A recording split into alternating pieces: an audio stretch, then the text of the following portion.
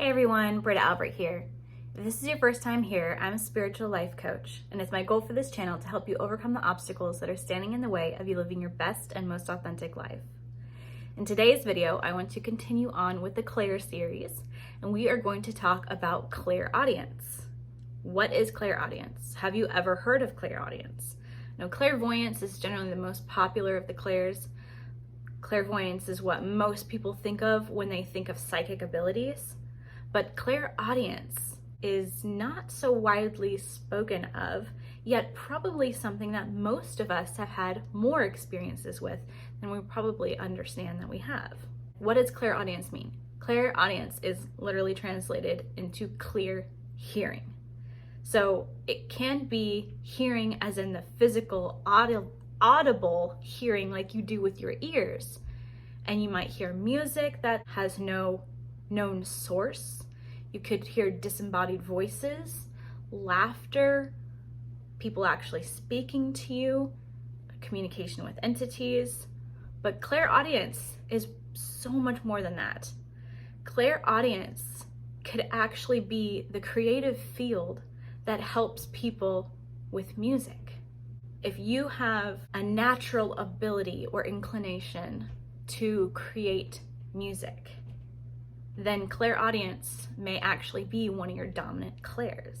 You could also find that if clairaudience is one of your more dominant clairs, that you have a natural ability to listen. Maybe you've been that person where all of your friends come to you and they say, "You're such a good listener." If that sounds familiar, this might be one of your dominant clairs.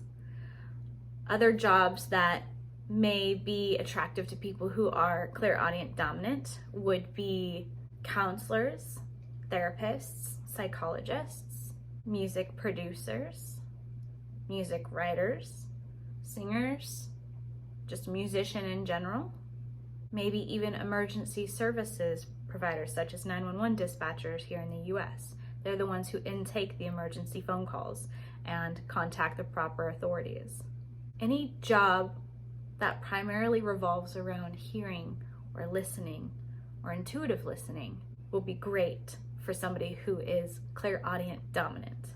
Another part about clairaudience that you might not realize, if you think about your actual ears and you think about how actual hearing works, what is it? It's sound waves that are coming into the brain. So it's an actual vibration moving through the air into our ears. As the sound comes into our ears, our body can actually feel it. Now, we're so used to it that we don't really recognize it. But one way to think about what sound waves may feel like is if you were to put earplugs in your ear and have somebody next to you yell, you can actually feel in your body receives the sound waves. Another good example is to be near a strong bass, whether that's in your car, whether you're at a concert or something like that. If you've ever been around a strong bass, that will move your body. You can feel that.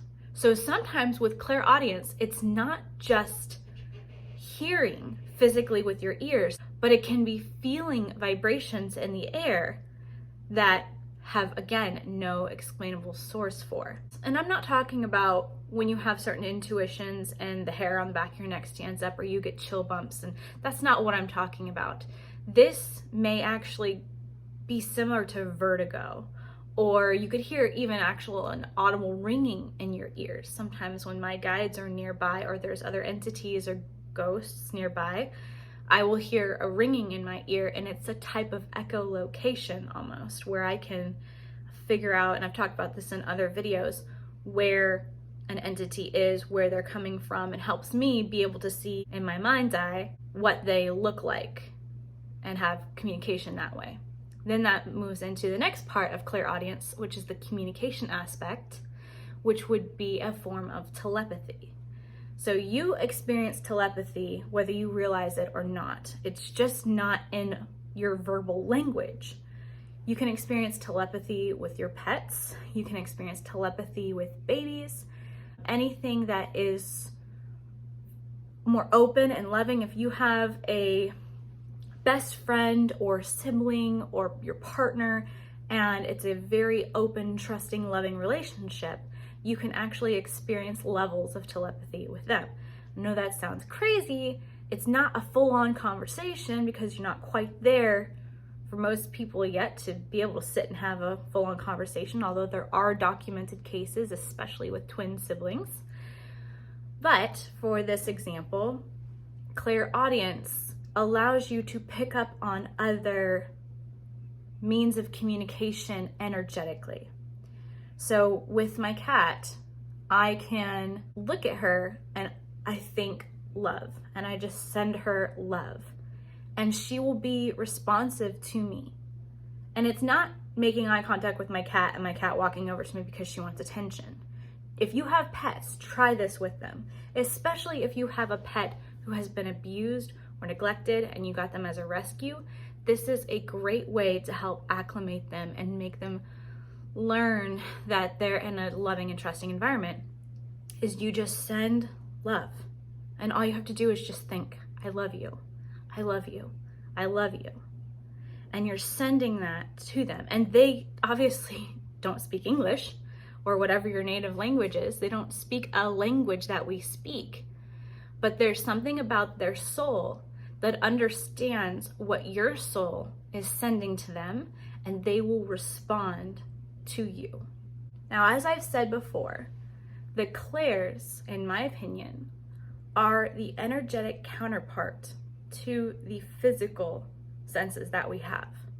Where everybody has the physical senses, and most of us have all of the physical senses, same goes for the clairs. All of us have the ability to access the clairs. Most of us have all of the clairs. There could be some of us who have one clair that's not as strong as the others, and that's why I'm talking about them one-on-one to help you figure out what's your dominant clair. Are they balanced? Are they all the same? Are they very weak? Are you missing any? If you're missing a clair, there's nothing wrong with that.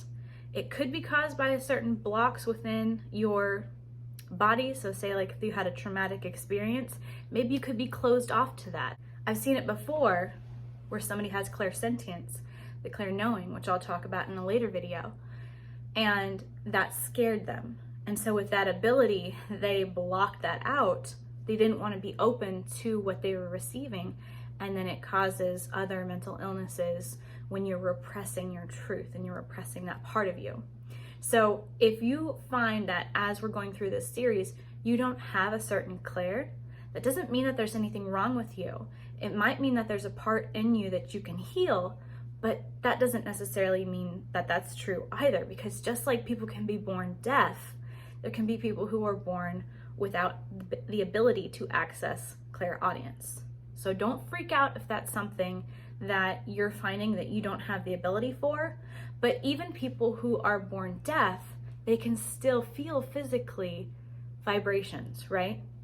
Even people who are born deaf can still feel love.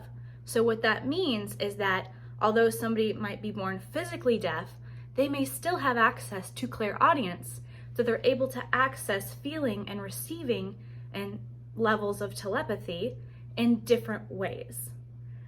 So it can be any kind of combination. If you don't have it, it doesn't mean you won't have it, but it also doesn't mean that there's anything wrong with you. Or it might just be dormant. It might be one of your lesser clairs. You might have a clair that's stronger.